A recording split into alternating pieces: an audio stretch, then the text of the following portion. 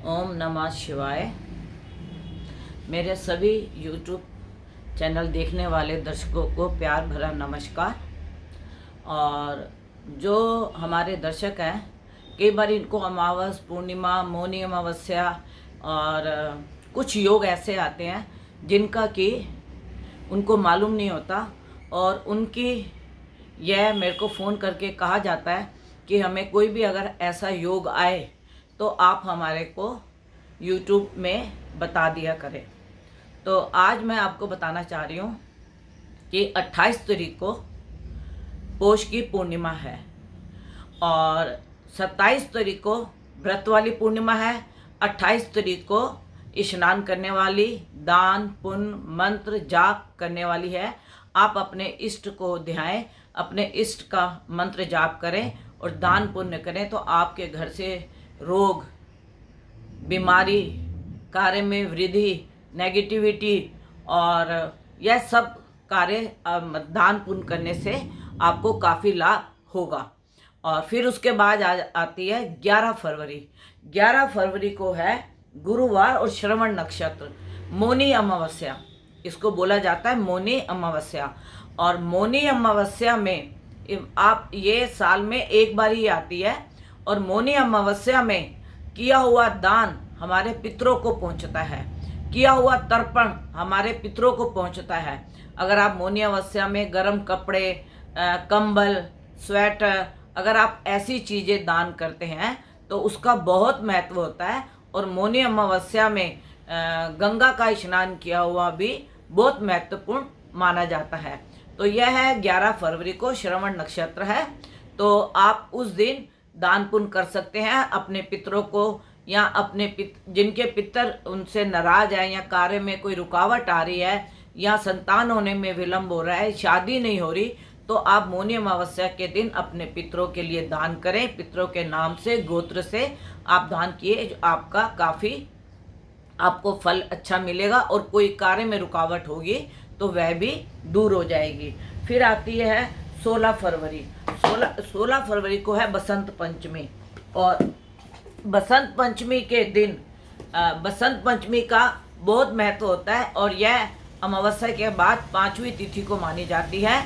और अगर किसी का विवाह ना हो रहा हो, किसी को गृह प्रवेश करना है, या किसी दुकान का उद्घाटन करना है, जैसे बृहस्पति अस्त है और शुक्र अस्त है, और इस वजह से कईयों के विवाह और इनमें कोई शुभ मुहूर्त नहीं निकलता। अगर आप बसंत पंचमी के दिन ही दिन में आप गृह प्रवेश या दुकान का मुहूर्त या शादी आप बहुत कर सकते हैं। और सरस्वती की पूजा करें, लक्ष्मी की पूजा करें। सरस्वती से ज्ञान बढ़ता है और लक्ष्मी की पूजा करने से आपके धन की वृद्धि होती है। बसंत पंचमी का बहुत महत्व माना गया है, और यह साल में भी एक बार आती है। पंचमी तो अमावस और पूर्णिमा के बाद मतलब हर महीने आती है, लेकिन बसंत पंचमी जो होती है वह साल में एक बार, मौनी अमावस्या के बाद की जो पंचमी होती है उसको बसंत पंचमी के नाम से माना जाता है। इसके बाद आती है आपकी 19 फरवरी। इसमें एक आरोग्य योग बनता है, आरोग्य योग। उसमें हमें अपने स्वास्थ्य के लिए, जिनके शरीर को मतलब कुछ रोग हैं या छोटे मोटे लोग मतलब जो उनको छोटे मोटे लगते हैं रोग, जैसे कभी सिर में दर्द है या किसी को गैस की प्रॉब्लम है, ऐसे आप इसके लिए आप सूर्य को अर्घ दें। सूर्य को लाल चंदन डाल के अर्घ दें, क्योंकि उस दिन आरोग्य योग है, और इसको करने से आपके जितने भी रोग हैं वह दूर होंगे। अगर आपके घर में बड़े बुजुर्ग कोई बीमार है तो आप उनके लिए भी सूर्य को अर्घ दे सकते हैं, उनका नाम लेके और गोत्र लेके, और सूर्य का मंत्र का जाप कर सकते हैं। अगर आपको सूर्य के मंत्र बहुत बड़े नहीं बोल सकते तो आप ओम सूर्य नमः बोलें, और जो आप सूर्य को जल देंगे उसके अंदर एक लोटे के अंदर चंदन का बारूदा मिलता है, उसको आप लोटे के अंदर डाल के और सूर्य को आप जल दें। और जल देते समय कम से कम 11 बारी तो आप बोलें। बोलना 108 बारी होता है, लेकिन इतना लंबा जल मतलब लोटे में नहीं कोई दे सकता, तो आप 11 बारी बोल के और फिर उसी मंत्र को आगे बोलते हुए 108 बारी बोल के उसको विराम दें, और इससे आपको बहुत लाभ मिलेगा। और आप सोच भी नहीं सकते कि आपके घर से रोग, बीमारी और जितना भी दुख है, क्लेश है, जो डॉक्टरों को पैसे लग रहे हैं आपके, वह सारी बीमारियां आपकी दूर हो जाएंगी इस आरोग्य योग से। और इसकी आप डेट नोट कर लें, ये इसकी डेट है 19 फरवरी। 19 फरवरी को आप अपने स्वास्थ्य लाभ के लिए यह कार्य कर सकते हैं।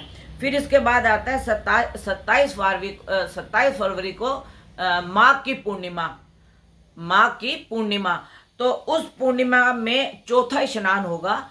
तो आप मतलब हरिद्वार जाके या कहीं तो आप स्नान कर नहीं सकते, लेकिन हमारे घरों में भी आजकल गंगा का ही पानी आ रहा है।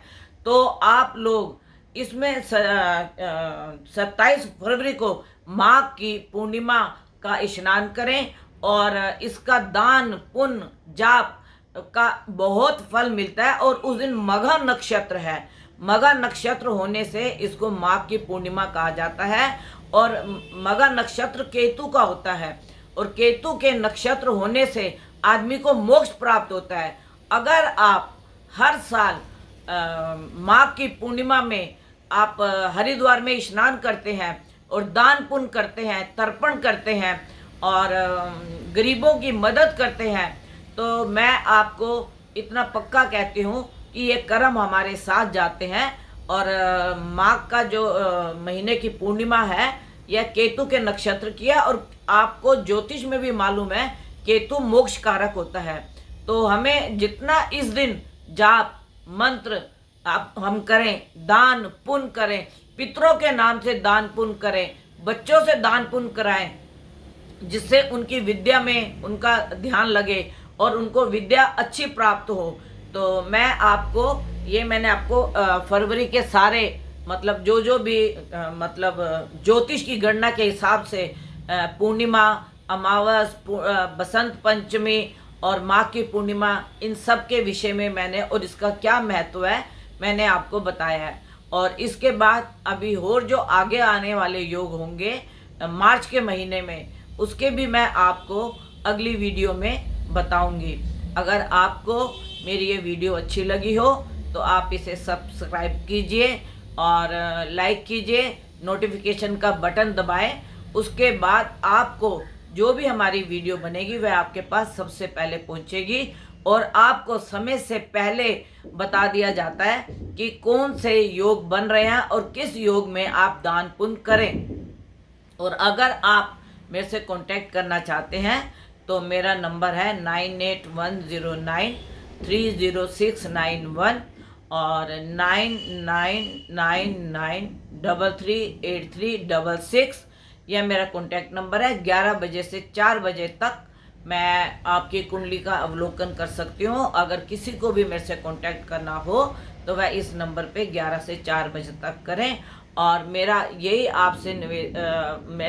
आपसे दुआ है, और भोले से मैं यही दुआ करती हूँ कि आप और आपका परिवार सदा सुखी रहे, स्वस्थ रहे, निरोगी काया रहे और आपके कार्य में काफ़ी वृद्धि हो। ओम नमः शिवाय।